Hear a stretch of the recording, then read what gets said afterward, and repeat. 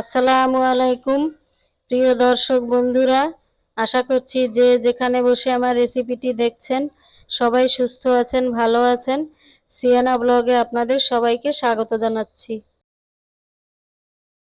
আজ আমি আপনাদের সামান্য উপকরণ দিয়ে বিফ প্যাটিস বানিয়ে দেখাবো। আশা করছি এই নাস্তার রেসিপিটি আপনাদের সবার কাছেই ভালো লাগবে। চলুন বন্ধুরা, শুরু করা যাক। এখানে আমি কিছু গরুর মাংস কুচি কুচি করে কেটে নিয়েছি।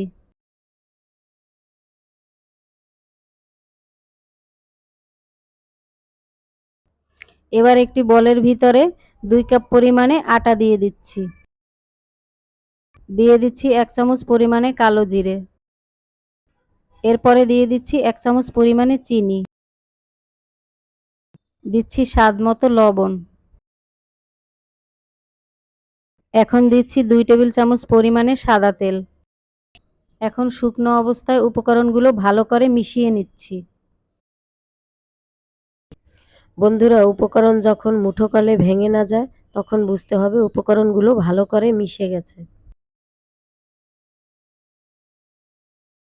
এখন অল্প অল্প পানি দিয়ে ডোটা তৈরি করে নিচ্ছি।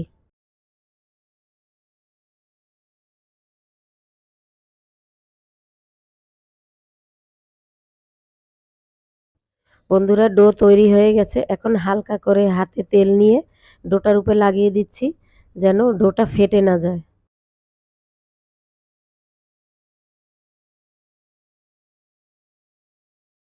এখন ডোটা 30 মিনিটের জন্য রেস্টে রেখে দিচ্ছি।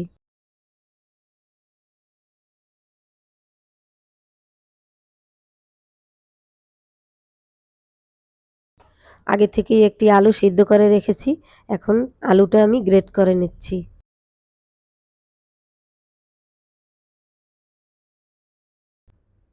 বন্ধুরা, আলুটা গ্রেট করে নিয়েছি। এখন চুলার উপরে প্যান বসিয়ে দিয়ে দিচ্ছি পরিমাণ মতো সাদা তেল। দিচ্ছি পেঁয়াজ কুচি এবং কাঁচামরিচ কুচি।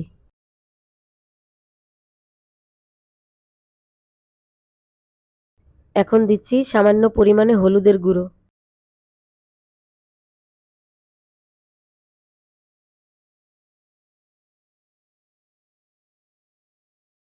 দিয়ে দিচ্ছি স্বাদ মতো লবণ।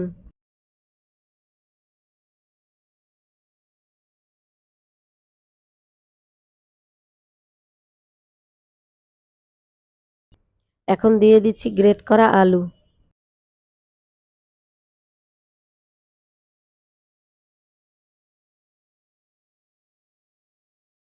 এখন দিয়ে দিচ্ছি আগে থেকে রান্না করা বিফ। বন্ধুরা, বিফ রান্না করাটা দেখালাম না।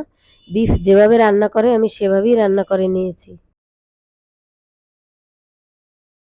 এখন দিয়ে দিচ্ছি পুদিনা এবং ধনেপাতা কুচি।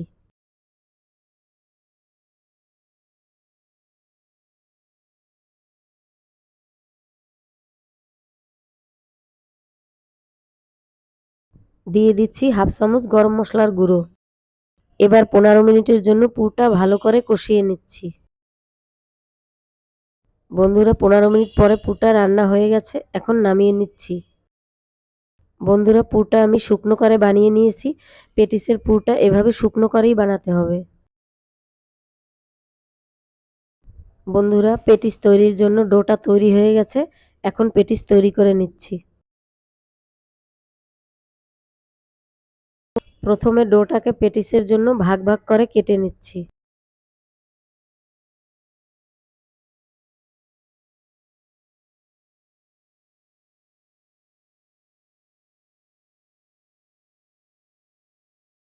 এখন রুটির মতো করে বেলে নিচ্ছি।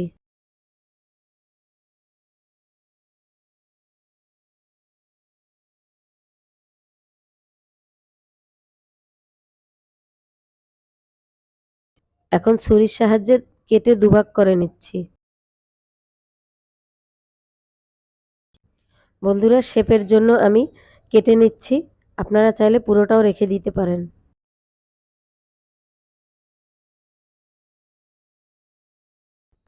দুটো অংশই সমান করেই কাটতে হবে।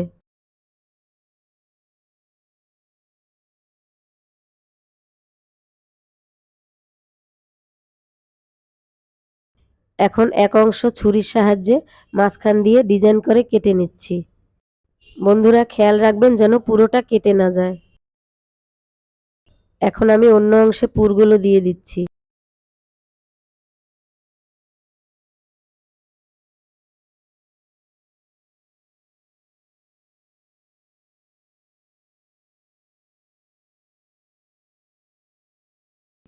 এখন আমি ডিজাইন করা অংশটা দিয়ে ঢেকে নিচ্ছি।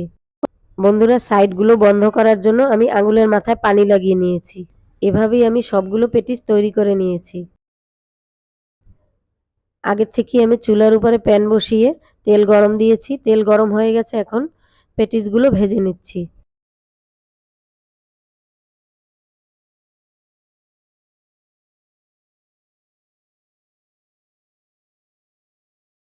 বন্ধুরা উল্টে পাল্টে ভালো করে পেটিসগুলো ভেজে নিচ্ছি। এখানে আমি মিডিয়াম আঁচে পেটিসগুলো ভেজে নিয়েছি।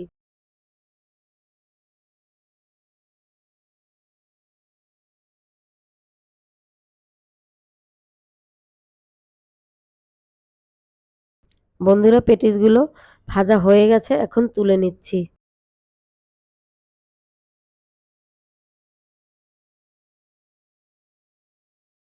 এভাবেই আমি সব পেটিসগুলো ভেজে নিয়েছি।